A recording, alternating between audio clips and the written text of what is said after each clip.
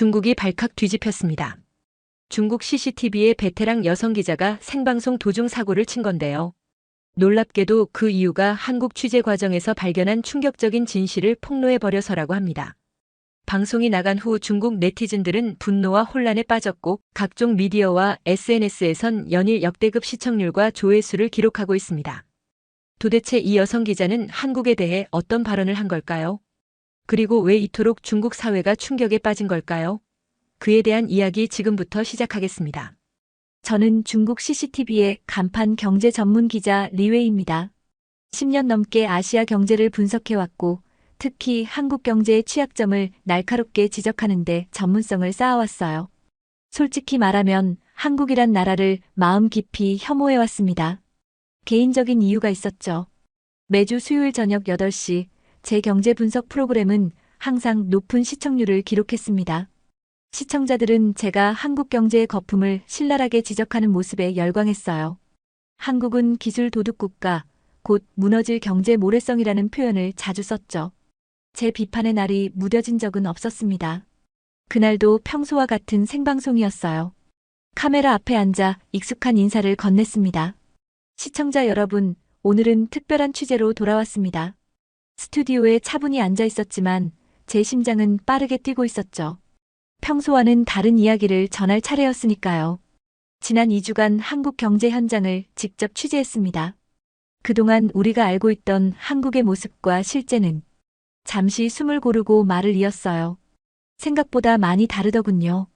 그 순간 스튜디오가 얼어붙었습니다.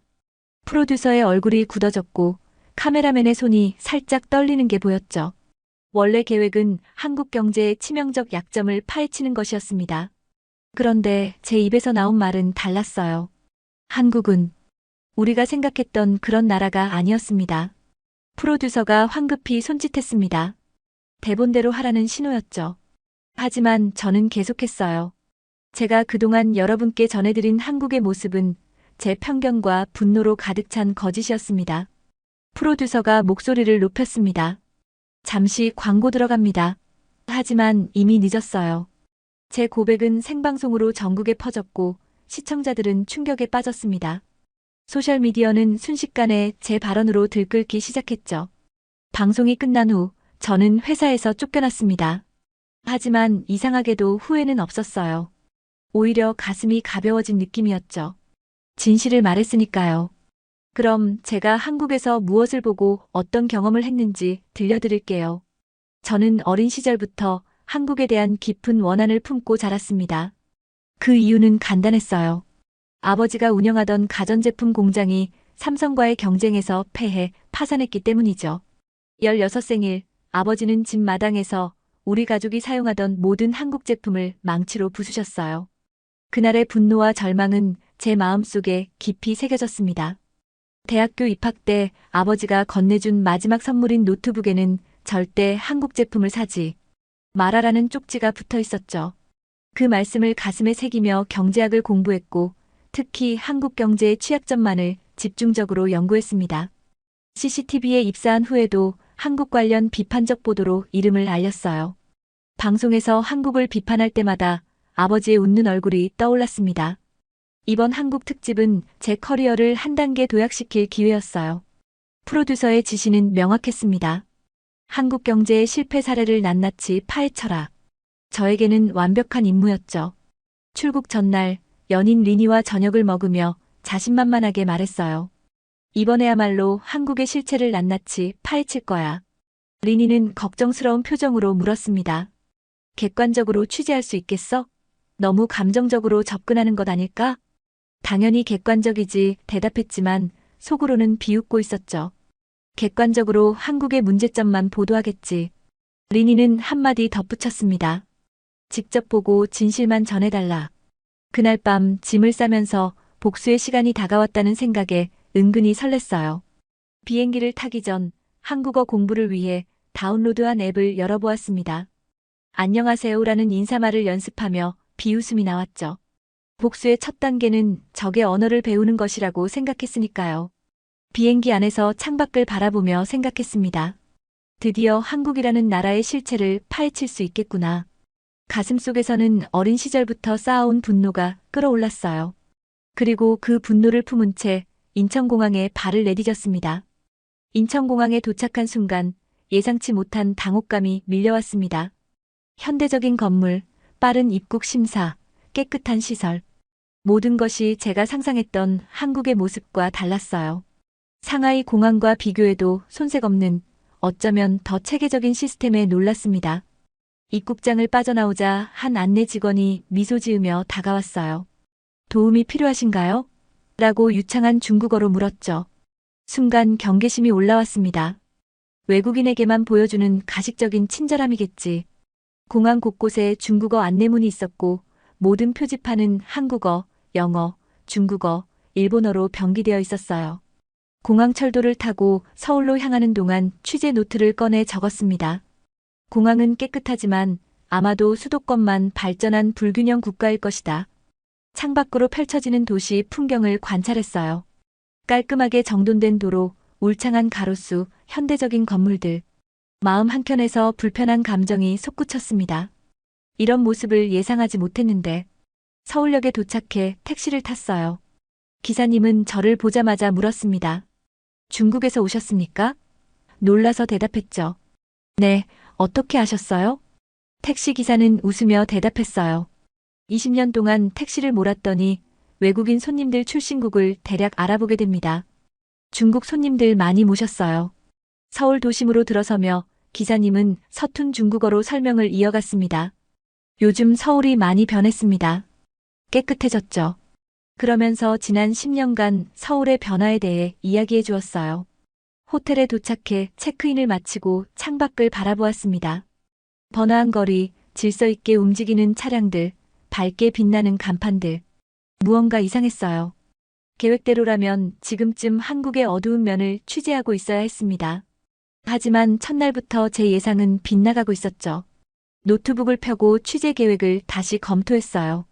아직 서울 중심가일 뿐이다. 내일은 변두리 지역으로 가보자.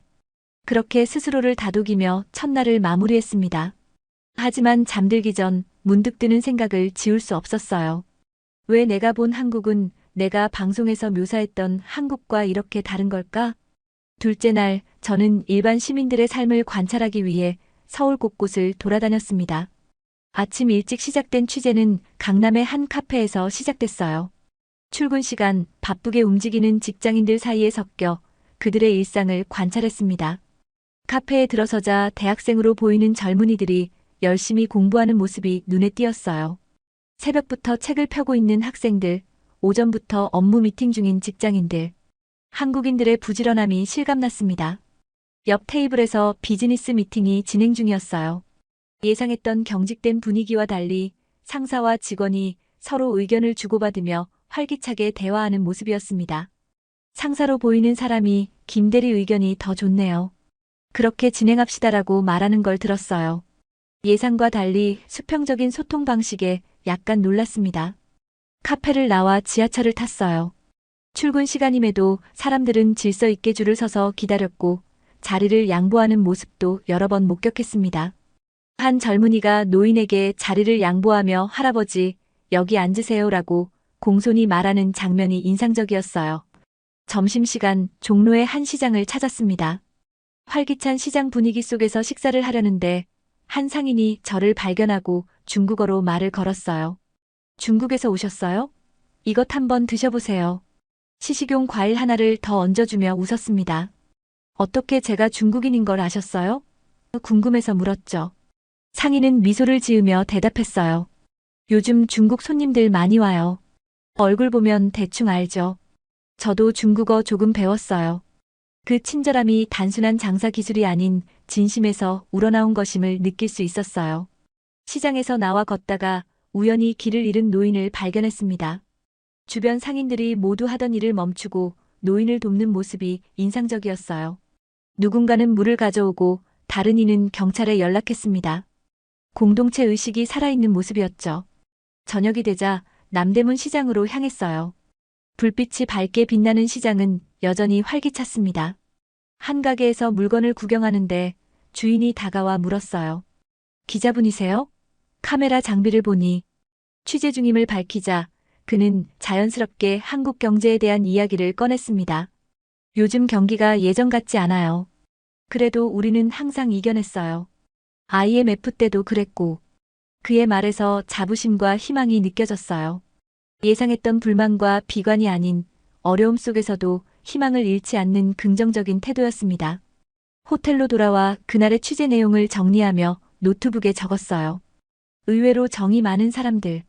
그리고 곧바로 그 문장을 지웠습니다. 대신 표면적으로 친절한 모습을 보이나 이면에는 이라고 쓰려다 멈췄어요. 창밖을 바라보며 생각했습니다. 객관적으로 보자. 이건 표면적인 모습일 뿐이다. 그렇게 스스로를 다잡았지만 마음 한구석에서는 이미 무언가가 흔들리기 시작했어요. 취재 3일째 명동에 있는 한 카페에서 한국 청년들과 인터뷰를 진행했습니다. 그들의 취업난, 주택 문제, 경제적 어려움에 대해 질문했어요. 솔직한 대답을 기대했지만 그들의 응답은 제가 예상한 것과 달랐습니다. 물론 어려움은 있지만 우리는 항상 새로운 길을 찾아냈어요. 경쟁이 치열하지만 그만큼 성장할 기회도 많습니다. 정부 정책에 불만이 있어도 시민의식이 높아지고 있어 변화의 가능성이 보여요. 부정적인 답변을 유도하려 했지만 그들의 이야기에서는 희망과 도전 정신이 느껴졌어요. 인터뷰를 마치고 자리에서 일어나는데 갑자기 지갑이 없다는 사실을 깨달았습니다. 가방을 뒤지고 주머니를 확인했지만 지갑은 보이지 않았어요. 식은땀이 흘렀습니다. 지갑 안에는 여권, 신용카드, 현금 3,000위안이 들어있었어요. 외국에서 여권을 분실한다는 건 최악의 상황이었죠. 카페를 샅샅이 뒤졌지만 지갑은 나오지 않았습니다. 어제 어디를 다녀오셨나요? 카페 직원이 물었어요.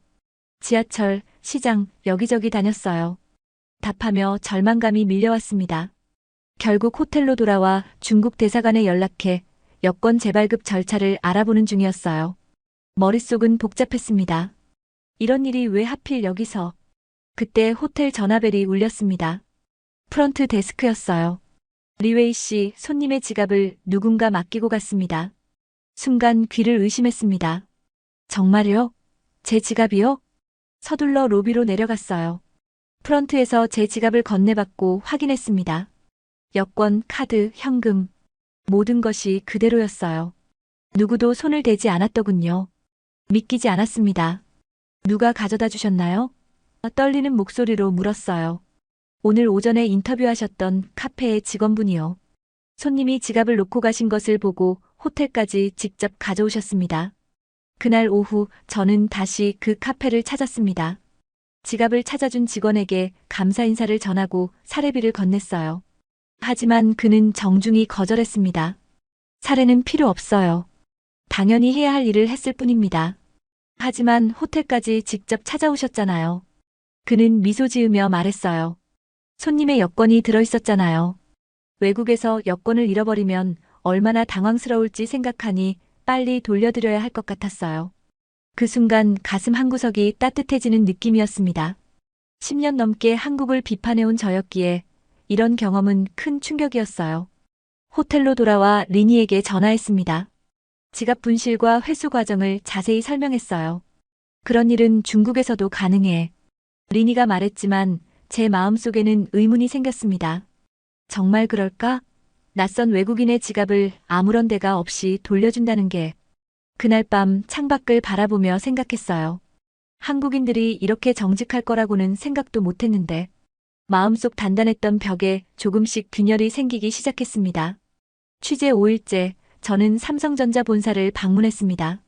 원래 목적은 한국 기업의 기술력 과장과 노동 착취 실태를 파헤치는 것이었어요. 취재 허가를 받는 과정에서 제가 중국 CCTV 소속임을 밝혔음에도 삼성 측은 놀랍게도 취재를 허락했습니다. 자신감이 넘치는군. 이라고 생각했죠. 삼성 캠퍼스에 도착하자 현대적인 건물들이 눈에 들어왔어요. 로비에서 PR 담당자가 저를 맞이했습니다. 리웨이 씨, 환영합니다. 오늘 일정을 안내해 드릴게요. 연구시설을 둘러보며 최첨단 기술을 접했습니다. 반도체, 디스플레이, 인공지능. 예상보다 훨씬 앞선 기술력에 솔직히 놀랐어요.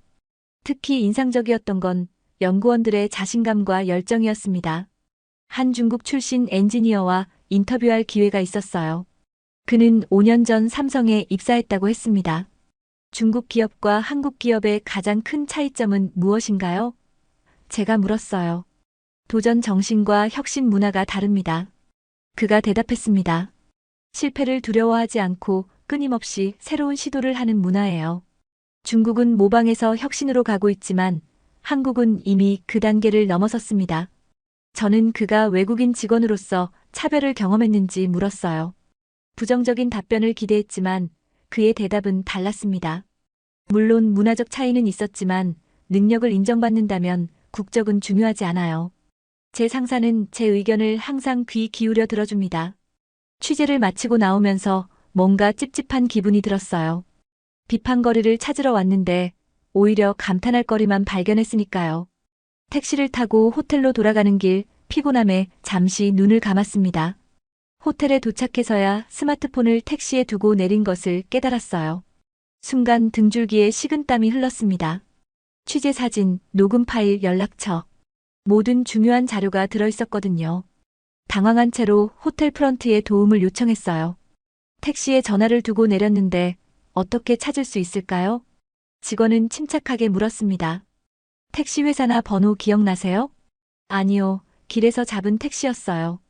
절망적인 상황이었죠. 걱정 마세요. 경찰에 신고하면 도움받을 수 있어요. 직원이 경찰서에 전화를 걸어주었어요.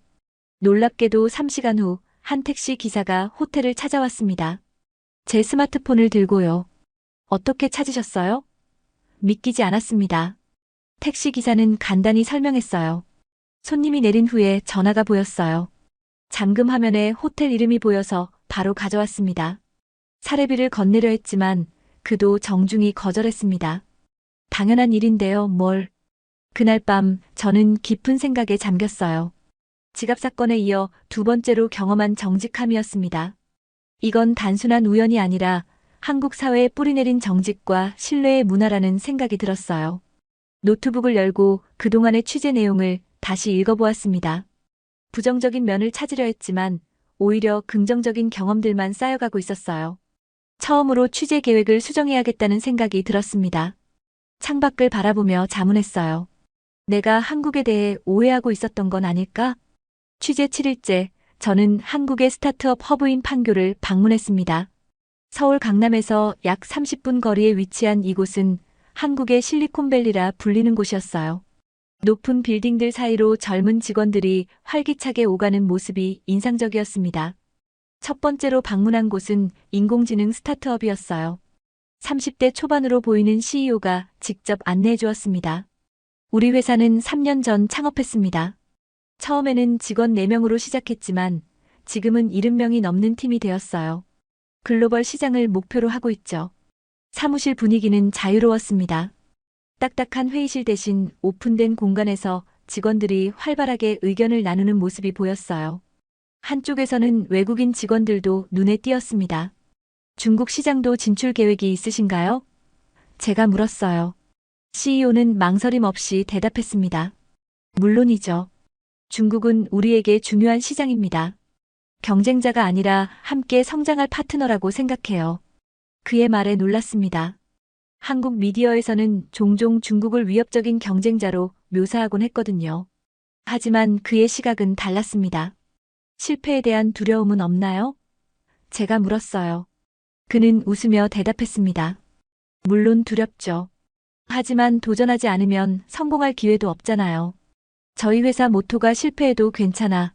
다시 시작하면 돼요. 이어서 방문한 다른 스타트업들에서도 비슷한 분위기를 느꼈습니다. 젊은 기업가들의 열정, 실패를 두려워하지 않는 도전 정신, 글로벌 시장을 향한 원대한 비전. 모두 인상적이었어요. 오후에는 현대자동차 연구소를 방문했습니다. 세계적인 자동차 기업의 내부를 둘러볼 기회였어요. 특히 수소차 기술 개발 현장이 눈길을 끌었습니다. 한국은 왜 수소차에 주목하고 있나요? 엔지니어에게 물었어요. 미래를 준비하기 위해서입니다. 그가 대답했어요. 석유는 언젠가 고갈되겠죠. 그때를 대비해 지금부터 대안을 개발하는 거예요. 당장의 이익보다 미래를 보는 겁니다. 연구원들은 자랑스럽게 기술을 설명하면서도 겸손하게 아직 가야 할 길이 멀다고 말했습니다. 경쟁사의 기자인 저에게도 기술적 내용을 숨김없이 공유하는 모습이 인상적이었어요. 하루 종일 다양한 기업을 방문하며 느낀 점은 한국 경제의 핵심이 단순한 기술력이 아니라 끊임없는 혁신과 도전 정신이라는 것이었습니다. 그들은 현재에 안주하지 않고 항상 다음 단계를 준비하고 있었어요. 호텔로 돌아오는 길, 제 취재 노트에 이렇게 적었습니다. 한국은 작은 나라지만 세계를 향한 꿈은 결코 작지 않다. 그 순간 제가 이전에 방송에서 했던 말들이 떠올랐어요. 한국은 기술 도둑국가, 곧 무너질 경제 모래성. 제 말이 얼마나 편향되고 근거 없는 것이었는지 깨달았습니다. 부끄러움이 밀려왔어요. 창밖으로 서울의 야경을 바라보며 생각했습니다. 이 나라는 내가 알고 있던 나라가 아니야. 그럼 지금까지 내가 전해온 정보는 모두 거짓이었던 건가? 취재 9일째, 저는 한국방송국을 방문했습니다. 한국의 공영방송사로 중국의 CCTV와 비슷한 위치에 있는 곳이었어요. 원래 목적은 한국 언론의 선정적이고 편향된 보도 행태를 취재하는 것이었습니다. 한국방송국 로비에 들어서자 역사를 담은 전시물들이 눈에 들어왔어요. 70년 가까운 방송 역사와 주요 사건들을 다룬 다큐멘터리 포스터들이 걸려 있었습니다. 저를 맞이한 홍보팀 직원이 질문했어요. 어떤 내용을 주로 취재하고 싶으신가요? 한국 언론의 현실과 도전 과제에 대해 알고 싶습니다. 특히 정치적 압력이나 중립성 문제 같은. 저는 의도적으로 민감한 주제를 꺼냈습니다. 그녀는 망설임 없이 대답했어요. 좋습니다. 다양한 의견을 들으실 수 있도록 여러 부서 기자들과의 만남을 주선해 드릴게요. 뉴스룸을 둘러보고 실제 방송이 제작되는 과정을 지켜봤습니다. 그리고 약속대로 여러 기자들과 인터뷰할 기회를 가졌어요. 놀랍게도 그들은 제가 예상했던 것보다 훨씬 솔직했습니다. 물론 정치적 압력은 있습니다. 어느 나라나 마찬가지겠죠. 20년 경력의 베테랑 기자가 말했어요. 하지만 중요한 건 그 압력에 어떻게 대응하느냐입니다. 저희는 언론의 독립성을 지키기 위해 항상 노력하고 있어요. 다른 젊은 기자는 이렇게 말했습니다. 가끔은 시청률 때문에 선정적인 보도를 하게 되는 경우도 있어요. 그건 솔직히 부끄러운 일이죠. 하지만 점점 더 많은 기자들이 양심에 따라 행동하려고 노력하고 있습니다. 한 PD는 중요한 말을 덧붙였어요. 언론은 진실을 전하는 것이 최우선입니다. 시청률이나 정치적 압력보다 중요한 건 시청자들의 알 권리와 진실을 향한 우리의 책임이죠. 그의 말이 제 마음을 강하게 울렸습니다. 진실을 전하는 것이 최우선. 그동안 제가 한 일은 무엇이었을까요? 개인적 감정과 편견으로 한국에 대한 보도를 왜곡해온 것은 아닐까요? 불편한 자기 성찰이 밀려왔어요. 한국 방송국 구내식당에서 점심을 먹던 중 용기를 내어 한국 기자들에게 솔직하게 물었습니다. 중국 언론이 한국에 대해 비판적으로 보도하는 것에 대해 어떻게 생각하세요? 예상과 달리 그들은 비난하지 않았어요. 오히려 이해한다는 반응이었습니다. 모든 나라의 언론은 자국의 시각에서 보도하기 마련입니다. 한 기자가 말했어요. 중요한 건 다양한 시각을 인정하고 그 안에서 진실을 찾아가는 노력이죠. 다른 기자는 미소 지으며 말했습니다. 진실을 알게 된 지금부터가 중요합니다. 이전의 보도가 잘못되었다면 그것을 바로잡을 용기가 필요한 거죠. 그들의 말은 제게 큰 충격이었어요. 이곳에 와서 한국의 부정적인 면을 찾으려 했지만 오히려 저 자신의 부족함과 편향성을 마주하게 되었습니다. 방송국을 나오면서 처음으로 제 방송 내용을 전면 수정해야겠다고 결심했어요. 진실을 전해야 한다는 기자로서의 책임감이 그 어느 때보다 강하게 느껴졌습니다. 호텔로 돌아와 중국 방송국 상사에게 전화했어요. 실제 취재 내용을 그대로 보도하고 싶습니다. 한국에 대한 기존 시각을 바꿔야 할 필요가 있어요. 그러나 상사의 반응은 차가웠습니다. 원래 계획대로 진행하세요. 시청자들이 원하는 것은 한국의 문제점입니다. 긍정적인 이야기는 시청률에 도움이 되지 않아요. 전화를 끊고 창밖을 바라보았습니다. 제 안에서 무언가가 변하고 있었어요. 10년 넘게 쌓아온 경력과 명성이 한순간에 무너질 수도 있는 선택 앞에 서 있었습니다. 하지만 더 이상 거짓을 전할 수는 없었어요. 진실을 말하는 것이 기자의 의무다. 그날 밤 저는 결심을 굳혔습니다. 중국으로 돌아온 저는 깊은 고민에 빠졌습니다. 상사의 지시대로 왜곡된 보도를 할 것인가, 아니면 진실을 말할 것인가. 10년 넘게 쌓아온 경력이 물거품이 될 수도 있는 선택이었어요. 방송 전날 밤 리니와 식사를 하며 이런 고민을 털어놓았습니다. 정말 어려운 결정이네. 리니가 말했어요. 내가 지금까지 해온 일이 모두 잘못되었다는 걸 인정하는 거야. 내 경력은 물론이고 시청자들의 신뢰도 잃을 수 있어. 제 목소리에는 불안함이 묻어났습니다. 리니는 잠시 생각하더니 진지한 표정으로 물었어요. 리웨이, 넌 왜 기자가 되었어? 그 질문에 잠시 말문이 막혔습니다. 오랜만에 초심을 떠올려 봤어요. 진실을 전하기 위해서였지. 그럼 답은 이미 정해진 거 아니니? 리니가 부드럽게 말했어요. 내가 진정한 기자라면 진실만을 말해야 해. 그날 밤 저는 오랜 시간 고민 끝에 결심을 굳혔습니다. 어떤 대가를 치르더라도 진실을 말하기로 했어요. 생방송 당일 스튜디오에 들어서는 순간부터 심장이 빠르게 뛰었습니다. 프로듀서가 미리 준비한 대본을 건넸어요. 한국 경제의 취약점과 문제점만을 강조한 내용이었습니다. 5분 전입니다. 스태프의 안내가 들렸어요. 손에 땀이 묻었습니다. 머릿속에서는 지난 2주간의 경험들이 주마등처럼 스쳐 지나갔어요. 정직하게 지갑을 돌려준 카페 직원, 택시에 두고 내린 전화를 가져다 준 기사, 열정적인 스타트업 대표들, 미래를 준비하는 현대차 연구원들. 30초 전, 카운트다운이 시작됐어요. 저는 대본을 내려놓고 마음을 정했습니다. 진실만을 말하자. 안녕하세요. CCTV 경제뉴스 리웨이입니다. 평소와 같은 인사로 방송을 시작했어요. 오늘은 제가 2주간 한국을 취재한 결과를 말씀드리려 합니다. 잠시 숨을 고르고 계속했습니다. 먼저 한 가지 고백할 것이 있습니다. 제가 그동안 여러분께 전해드린 한국의 모습은 제 편견과 분노로 가득 찬 거짓이었습니다. 스튜디오가 얼어붙었어요. 프로듀서가 당황한 표정으로 손짓했지만 저는 계속했습니다. 저는 개인적인 원한으로 한국을 비판해왔습니다. 하지만 직접 가서 보니 한국은 우리가 알던 나라가 아니었습니다. 프로듀서가 버튼을 누르며 소리쳤어요. 잠시 광고 들어갑니다. 하지만 저는 마이크가 꺼지기 전에 빠르게 말했습니다. 한국의 기술력, 정직함, 도전정신, 그리고 친절함은 우리가 배워야 할 점이 많습니다. 방송은 강제로 중단되었지만 이미 제 고백은 시청자들에게 전해졌어요. 몇 분 후 제 휴대폰은 쉴 새 없이 울렸습니다. SNS에서는 제 발언이 폭발적으로 퍼지고 있었죠. 방송국 사무실로 불려가 상사의 질책을 들었습니다. 당신은 CCTV의 신뢰를 무너뜨렸어요. 오늘부로 해고입니다. 예상했던 결과였기에 담담하게 받아들였어요. 방송국을 나오는 길 오히려 가벼운 마음이 들었습니다. 기자로서 해야 할 일을 했다는 자부심이 있었으니까요. 그날 저녁 한 독립 언론사에서 연락이 왔습니다. 용기 있는 발언에 감명받았습니다. 저희와 함께 일해보지 않겠습니까?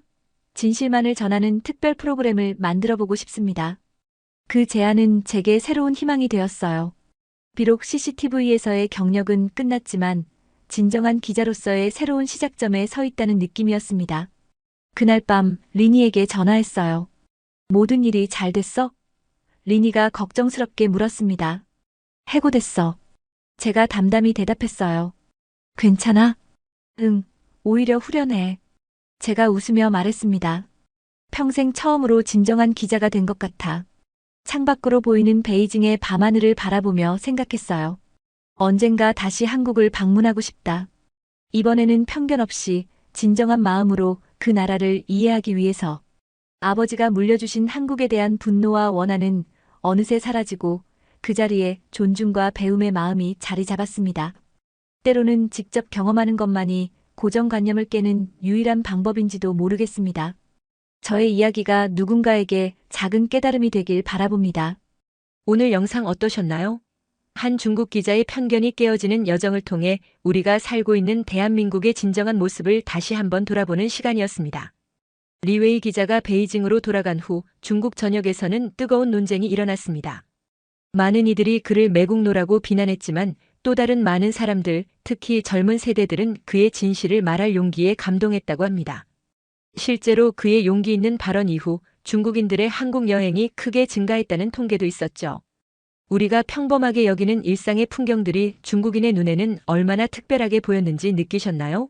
지갑을 호텔까지 돌려주는 카페 직원의 정직함, 잃어버린 스마트폰을 찾아주는 택시기사님의 선해, 미래를 준비하는 기업인들의 열정과 도전 정신.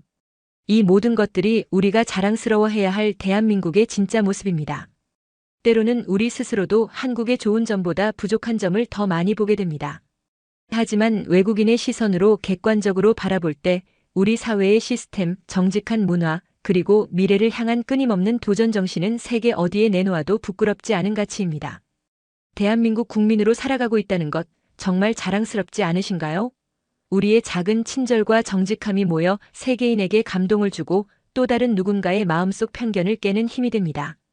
때로는 우리 스스로 우리의 가치를 잊고 살아가기도 하지만 오늘 이 이야기가 여러분께 작은 자부심을 드렸기를 바랍니다. 오늘의 사연은 여기까지입니다.